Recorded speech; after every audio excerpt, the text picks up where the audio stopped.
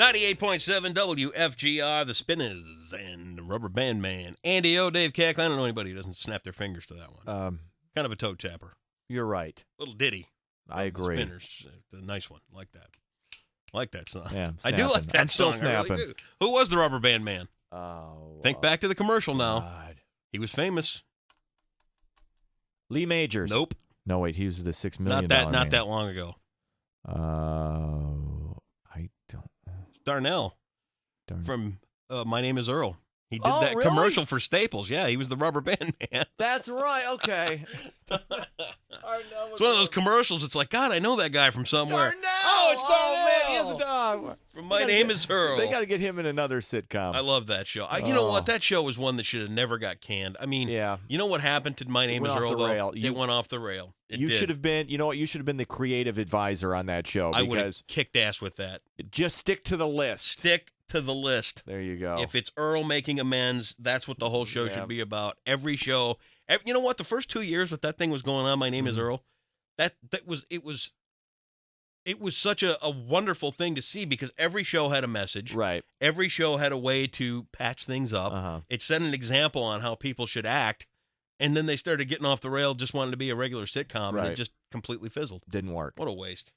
Yeah. All right, so we started off this conversation talking about the American Medical Association classifying obesity as a disease now. and you're going, I think it's hard to draw the line. Where is it someone just eating too much and being fat, and when is it an emotional issue or a psychological issue? all right, there seems to be a person here that understands the whole process. Go ahead, ma'am, you're on the air. So, just like any other disease, you're going to have to go through processes in your insurance to get it, where you're not just the guy who's just eating fast food all day, and that's why you're overweight. You're going to have to go through those steps. How do they But in order decide to- that, though? How do you decide, they okay, it's just somebody who's eating a lot, or this is somebody who's got a serious medical condition? Well, your doctor's going to have to refer you to a mental health clinician who specializes in addiction, and they're going to have to diagnose you and send it to your insurance company, and then your insurance company will cover further treatment for it, whether it's gastric bypass or it's therapy for an addictive behavior or both or whatever, to get you to the point where you can get past it. There you have it. All right. So you got to go through some processes before you can't just go Yeah, up and you can't say, show up and go, hey, I'm fat. I'm fat. No, I mean, there are underlying conditions for people that really struggle with that kind Oh, of no stuff. question. And I think when you get to a certain point, when you're 500-600 pounds, that's obviously the case. Yeah. All right. Now it's time for something a little on the lighter Yes. side called We're gonna Less Than News. We're going to downshift a bit now. All right. According to a new survey, 1 out of 3 women who took their husband's last name say they regret it and wish they'd stuck with their maiden name.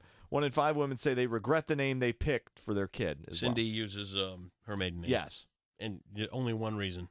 It didn't want to go through the hassle. Who wants to fart around at the Social Security office, at the Department of Motor Vehicles, at the title company, the checkbook? Who cares what the name is? I thought that was part of the fun of getting married, though, is you get to be somebody else Yeah, now. you'll find out soon. No. Stop. Maybe you can Stop take some guy's trying. last name. Yeah. I make jokes up. I don't even know how good I am Uh-huh. at it. Yeah. That was awesome. We'll move to Vermont, start a maple syrup farm. According to a new survey, half of all men don't know their wife or girlfriend's dress size. 72% don't know her bra size. 38% don't know her shoe size. 1 out of 3 guys don't know her favorite perfume. And 1 in 8 don't know what food she likes. And 3 out of 4 guys say they don't think it's important to know those things. I would say out of all of the things you just listed, I know one thing of food Cindy likes. I was really good at I dated a girl once who was a size 0. Yeah. Which was just ridiculous. But she was also a 36C. I knew those 2 things. But yeah, you get to a point after you've been with somebody for a while, How did she not tip over? A size 0 and a 36C? Seriously? She must have looked like a weeble. That was a fun 6 or 8 months. Whatever. Anyway, this is I can't believe this salon did this.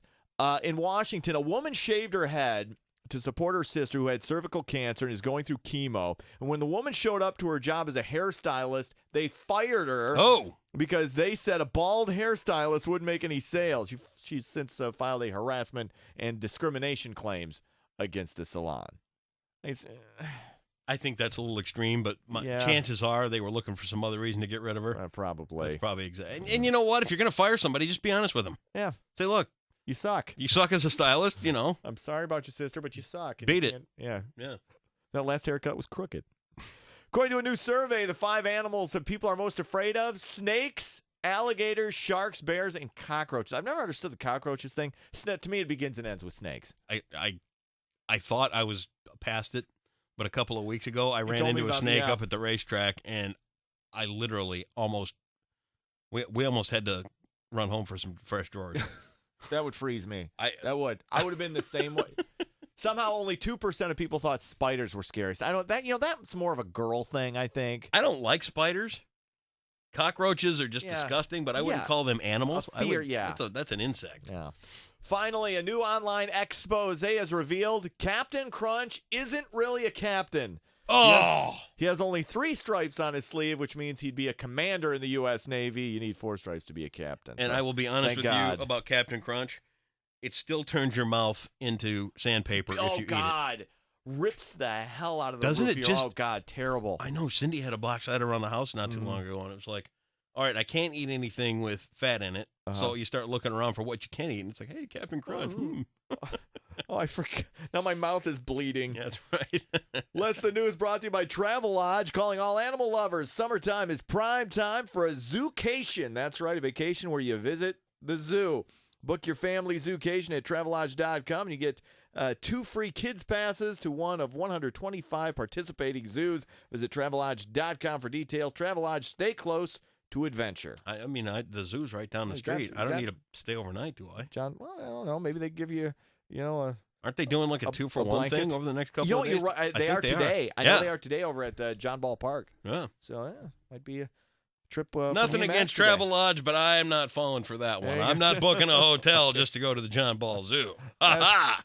You guys thought you'd get me, didn't you? I'll stick with my insurance company giving me the runaround. That's Less Than News on 98.7 WFGR. Let's get funky with the purple one. 1999. It's Prince. We're glad you tuned in. We're glad it's halfway through the week. And above all, we're just glad. Go with that. 98.7 WFGR.